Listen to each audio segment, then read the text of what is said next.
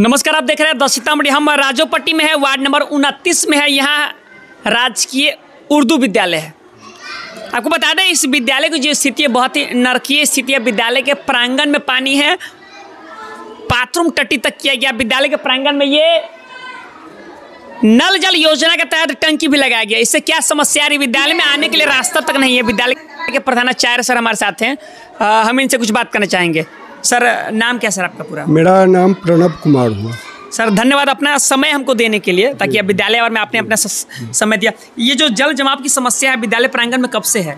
मैं जब से आया हूँ तब से देख रहा हूँ। लगभग कितने वर्षों से? लगभग 5 वर्षों से। 5 वर्षों से। अच्छा, इस मतलब ये जो जल जमाव की समस्या, ऐसे में बच्चे कैसे पढ़ पाते हैं, कैसे आने जाने में? पहले इधर रास्ता नहीं बना था तो जल निकासी हो जाती थी, निकल जाते थे रास्ते, मतलब जल। अच्छा। लेकिन अब तो सारा रास्ता बनने के चलते पूरा ब्लॉकेज हो गया है, जिसके चलते जल निकासी का कोई उपाय नहीं है। आप लोग आते जाते वहाँ हैं, सामाजिक स्तर पर भी लोगों का ध्यान नहीं गया। जिस समय रास्ता बन रहा था उसमें हुइम पाइप ये सब दिलवा देने से जल निकासी रहता, तो हमारा सब समय जल इसमें से निकल जाता और फिर मैं सूखे में आ जाता। लेकिन ऐसी स्थिति सामाजिक रूप से भी लोगों की उदासीनता के कारण है। अच्छा, सामाजिक लोग भी ध्यान नहीं दिए कि यहाँ विद्यालय में जाने का रास्ता सही होना चाहिए। अच्छा, आप लोग यह पूर्णतः सामाजिक दायित्व है, सामाजिक कार्य है।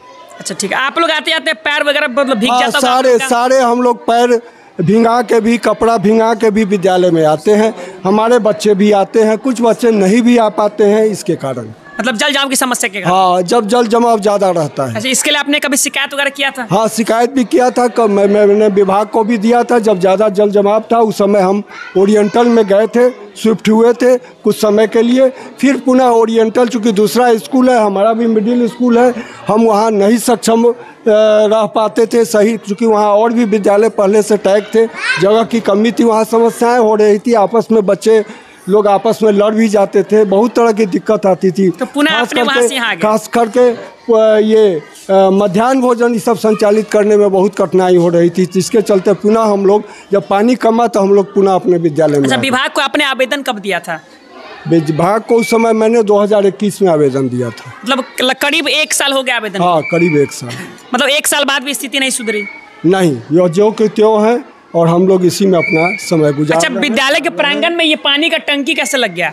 ये तो लॉकडाउन के तहत यहाँ के जो वार्ड मेंबर हैं उनके द्वारा किया गया है। जो आपको सूचना दी गई थी इसकी? कोई सूचना नहीं। मतलब वार्ड सदस्य द्वारा बिना सूचना के टंकी लगा दिया? बिना सूचना के हल गया है। लॉकडाउन के बाद जब हम लोग विद्यालय में प्रवेश किए तो इसका अधूरा निर्माण था, और उसके बाद तब मैंने आवेदन दिया विभाग को, अपने निकटस्थ जो हमारे नियंत्रित पदाधिकारी हैं उसको दिया, और उसके बाद तब ज्यों का तो इमारत खड़ा हो गया। लेकिन आज तक इससे कोई सुविधा नहीं है, कभी भी जल की निकासी नहीं हो पाई है, कभी भी जल इससे हम लोग नहीं ले पाए हैं, और हमारा रास्ता भी ब्लॉकेज है। रास्ता भी ब्लॉकेज है। अच्छा, मतलब मध्यम तक ये है, 1 से 8 तक है? हाँ, कितने बच्चे पढ़ते हैं? ये 1 से 8 तक है। कितने बच्चे आपके पास? अभी वर्तमान में मेरे यहाँ 572 बच्चे हैं। 500, मतलब 572 बच्चे, मतलब सारे मतलब एडजस्ट हो जाते हैं यहाँ? नहीं, सारी उपस्थिति तो नहीं रहती है। अगर सारी उपस्थिति हो जाए तो एडजस्टमेंट तो दिक्कत है ही। दिक्कत हो जाएगा। हाँ, क्या चाह रहे हैं कि विभाग इस पे मतलब कार्रवाई ले, रास्ता वगैरह का सुचारू रूप से करें? एकदम स्कूल एक मध्य विद्यालय है, और इसकी यही स्थिति है। मेरा तो विचार है कि विभाग चाहे तो इस विद्यालय को उठा के अन्यत्र ले जाए, कोई अच्छी जगह पर जहाँ स्पेसियस हो, जहाँ खेलने की सुविधा हो। यहाँ खेल के भी, चूँकि विद्यालय के पास जमीन भी नहीं है, ग्राउंड वगैरह नहीं, बच्चे खेल नहीं पाते। जो भी है वह पानी में डूबा रहता है, क्योंकि यह बहुत ही लो लैंड में जमीन ये है। इससे ऊंचा सड़क हो गया है, पानी का कोई निकासी है नहीं, न रास्ता है न रास्ता। एक बार इसमें उत्क्रमित करने के लिए, हाई स्कूल में उत्क्रमित करने के लिए एक बार आया भी था, तो मैंने लिख कर दे दिया था। उस समय भी मैंने लिख के रिपोर्ट में दिया था कि यह रास्ता विहीन विद्यालय है, इसलिए आप इसकी दूसरी व्यवस्था दूसरे स्कूल को देखें। लेकिन ये मतलब, और यहाँ कमरे का भी अभाव है। हमारे जो बच्चे हैं वो अच्छा, 1 से 8 तक का जो विद्यालय आपके कितने कमरे में चलता है? अभी तो मात्र मेरा 3 कमरे में चल रहा है। 3 कमरे में 1 से 8 तक का विद्यालय? 1 से 8 का विद्यालय। बड़ी समस्या होती गया। एक कमरा मैंने राजोपट्टी प्राथमिक विद्यालय, राजोपट्टी उर्दू कन्या को दे दिया है, जो इसमें टैग किया गया है। अच्छा, तो एक कमरा उसी में चला गया है। अच्छा, उर्दू विद्यालय भी इसमें टैग? हम लोग सारे समय अभी तक का बरामदा पर बैठकर गुजारे हैं। ऑफिस आपका नहीं है? वही ऑफिस समझिए, वही हम लोग का एक क्लासरूम है जिसमें हम लोग ऑफिस का भी अपना रखते हैं सामान, और बाहर टेबल पर निकालते हैं तो वहाँ ऑफिस का सामान रख के काम करते हैं, फिर जाने लगते हैं सारे सामान को प्रधानाचार्य के लिए मतलब प्रॉपर ऑफिस भी नहीं? नहीं वो भी नहीं है। धन्यवाद। हम राजोपट्टी में है, वार्ड नंबर 29 में है। वार्ड नंबर 29 बोर्ड पे जरा दिखाइए, राजकीय मध्य विद्यालय राजोपट्टी उर्दू। यहाँ उर्दू विद्यालय को भी टैग किया गया है। प्रधानाचार्य सर हमारे साथ हैं, इनसे बातचीत में जैसे कि बताया कि हम आपको दिखा भी रहे हैं कि यहाँ प्रांगण नहीं है, बच्चे इस प्रांगण में कैसे खेलेंगे। यहाँ जल जमाव की समस्या हो जाती है। इनको आवेदन दिए हुए आज 1 साल से पूर्व हो गया। इनका कहना है कि जब से यहाँ आया तब से ये समस्या। अब कक्षा 1 से लेकर के 8 तक के बच्चों को 3 क्लासरूम में कैसे पढ़ाया जाता है। शहर के बीचों बीच ये स्कूल है, आखिर पदाधिकारी इस समस्या को क्यों नहीं सुनते हैं, संज्ञान में क्यों नहीं लेते। वर्षों बीत गए, आज ये समस्या है। विद्यालय को यहाँ से स्थानांतरण करने के लिए भी सर ने आवेदन दिया, लेकिन विद्यालय स्थानांतरण नहीं हुआ। बच्चे आते हैं, यहाँ के रास्ता आपको हम दिखाएंगे कैसे, किस रास्ते से बच्चे विद्यालय में आते हैं।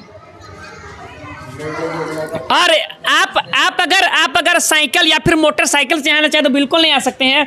एक रास्ता जो कि वहाँ से खुलता है और पानी होकर के बच्चे जाते हैं, जिसका वो भी विद्यालय का अपना रास्ता नहीं, जो कि विद्यालय का रास्ता नहीं है। दूसरा ये रास्ता है, इसी रास्ते से विद्यालय के प्रधानाचार्य महोदय आते हैं, मैम आती है, तमाम जो बच्चे हैं 1 से 8 तक पढ़ते हैं वो सभी आते हैं। सब निजी जमीन है, ये सारे निजी जमीन में है। प्रधानाचार्य जी बताते हैं कि ढेर सारी समस्या होती है। अब ऐसे में इस विद्यालय को रास्ता मिलना चाहिए, नहीं मिलना चाहिए। हम जिलाधिकारी महोदय को इस वीडियो के माध्यम से अवगत कराना चाहते हैं कि इस विद्यालय को जल्द से जल्द रास्ता दिया जाए, आगे चचरी तक और रास्ता दिया जाए, और ताकि यहाँ के जो बच्चे वो सुरक्षित हो। किस प्रकार इस गली से बच्चे आते हैं, जरा जल जमाव की स्थितियाँ हमेशा बनी रहती है। सर तो आप लोग तो बहुत ज़्यादा दिक्कत होता होगा। बहुत दिक्कत की क्या कहूँ, आज आप कैसे पढ़ाते हैं आप लोग, तो समझ में नहीं आता है। इसका नियम समझ रहे हैं, चला रहा है, जीवित रखे हैं बस। पहले कर नाम बताओ, पूछ रहे, कोई दिक्कत नहीं है। नाम क्या सर आपका? मेरा नाम नौशाद आलम है। अच्छा नौशाद आलम जी, ये समस्या कब से यहाँ पे है? मैं तो लगभग बचपन से यहीं था, बीच में चला गया था मैं अपनी एजुकेशन के लिए बाहर, बट आया हूँ जब से हालत यही देख रहा हूँ। अभी तो कुछ भी नहीं है, जो हालत आप लोग देख रहे हैं ये कुछ भी नहीं है। इससे 2 महीना पहले शायद मैं ही लेट हो गया हूँ इस चीज़ को देखने में या फिर मुद्दा उठाने में, कि जो हालत थी यहाँ आने के लिए आप सोच भी नहीं सकते थे। आज तो आप इतना पॉसिबली एक रास्ता बन गया है कि आप पैसेज के थ्रू आ गए हैं, नहीं तो इससे पहले आप आने का सोचते भी नहीं। पानी देख कर कहीं दूर दूर तक चारों तरफ से पानी है। बहुत सारे जनप्रतिनिधि यहाँ वार्ड सदस्य रहे हैं, और क्या उनको ये मतलब कि ये समस्या दिखाई नहीं दी? क्यों दिखेगा, एजुकेशन का स्तर इतना गिरा हुआ है लोगों के बीच में कि दिख ही नहीं रहा है। मेरे कहने का मतलब है कि अगर इससे पहले दिखा होता, ये स्कूल आज से नहीं है, स्कूल तो बहुत पुराना है, इसका एस्टैब्लिशमेंट का हिस्ट्री हमको एग्जैक्ट पता नहीं है, बट ये चीज़ें हैं कि इतनी पुरानी स्कूल है जो शुरू से चल रहा है। यहाँ बहुत सारे बच्चे पढ़ के निकले हैं, लेकिन अब तक इस स्कूल की स्थिति यही है। क्योंकि इसके पहले ये पीछे पूरा ग्राउंड हुआ करता था, तो हम लोग बचपन में यहाँ खेला करते थे, तब भी ये स्कूल था। आज से 15-20 साल पहले की बात मैं बता रहा हूँ, और आज भी इस स्कूल की हालत यही है। अभी तो बरसात के टाइम में पानी का इतना दिक्कत है, यहाँ के आने जाने के लिए कोई रास्ता नहीं, स्कूल का निजी कोई रास्ता, कहीं से कोई कनेक्टिविटी नहीं है। और ये चीज़ मैं अब जाके देखा हूँ, समझाऊँ, यही आपने इन समस्याओं पे आप बात करें, इस समस्याओं को लेकर के आपने कहीं कोई आवेदन वगैरह दिया? नहीं, आवेदन दिया नहीं हूँ, बट मैं आवेदन लिख के रखा हूँ मैं डीएम के लिए।